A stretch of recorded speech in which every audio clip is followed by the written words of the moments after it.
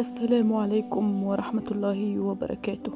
أعلنت نيهال عنبر عضو مجلس إدارة نقابة المهن التمثيلية في مصر وفاة الفنان الشاب مصطفى درويش.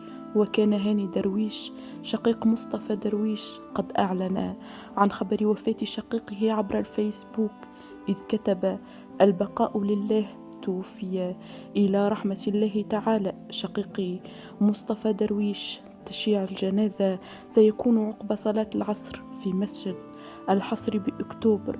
نسأل الله أن يرحمه برحمته الواسعة. أترككم في رعاية الله وحفظه، وأستودعكم الله الذي لا تضيع ودائعه، وإلى اللقاء.